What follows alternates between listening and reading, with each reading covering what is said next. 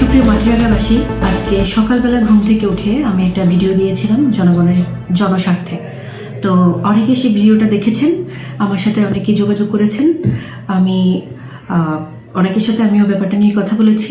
রসুলপুর থেকে অনেক মানুষ এসেছেন যারা খুশি হয়েছেন যে আমি তাদের পক্ষে কথা বলেছি, এবং তারা বলেছেন যদি প্রয়োজন হয় তারা আমাকে বিভিন্ন ধরনের বিভিন্ন ডকুমেন্ট এবং বিভিন্ন সময় তাদের কাছ থেকে খেলার নাম করে, তারপরে প্রোগ্রামের নাম করে যে যারা টাকা নিয়েছে তাদের নাম তারা সামনাসামনি বলতে পারবেন, এবং প্রয়োজনে তারা ভিডিও বার্তাও দিতে পারবেন।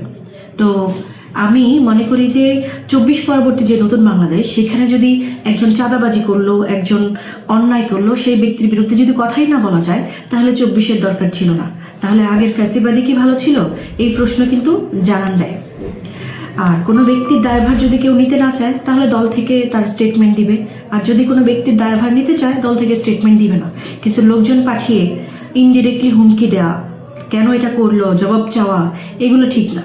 এবং আমি তো কারো বিরুদ্ধে কিছু বলি নাই, যারা অন্যায় করছেন তাদের ব্যাপারে কথা বলেছি। আর যদি এটা নিয়ে কারো কোনো আপত্তি থাকে, তারা বলুক যে আমরা এটা করি নাই, আমরা কারো দোকান তালা দেই নাই, আমরা কাউকে হুমকি দেই নাই, আমরা নির্দিষ্ট কাউকে 500 টাকা 200 টাকার কথা বলি নাই। এটা সম্পূর্ণ তাদের দায়ভার থাকে এটা প্রকাশ করার জন্য। তবে আমি মনে করি মানুষ আমাকে যেভাবে অ্যাপ্রিসিয়েট করছে, ভিডিও যেভাবে পাঠাচ্ছে ইনবক্সে, বিভিন্ন জায়গায় বিভিন্ন উপজেলা থেকে এখন ইনবক্সে আমাকে ভিডিও পাঠাচ্ছে, বিভিন্ন ধরনের কথাবার্তা বলছে যে তাদের কিভাবে তারা হয়রানির শিকার হয়েছে।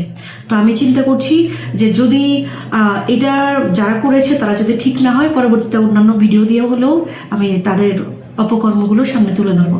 তো সকলের আমি একটা কথাই বলবো, 24 পরবর্তী মানুষ সবার জন্য কথা বলবে, জনগণের কথা বলবে। রাজনৈতিক দলগুলো হবে জনবান্ধব, জনগণের কল্যাণেই কাজ করবে। তারা শুধু ভোট আসবে, ভোটের জন্য জনগণের কাছে যাবে, গিয়ে তাদেরকে মিষ্টি মিষ্টি কথা বলবে, কিন্তু কাজের ক্ষেত্রে নাই। আবার থ্রেটও দিবে, নির্বাচনের পরে দেখে নেওয়া হবে।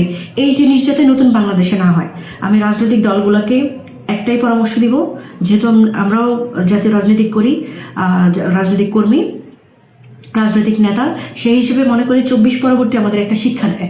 সেটি হলো মানুষকে ক্ষমতার কাতারে নেওয়া।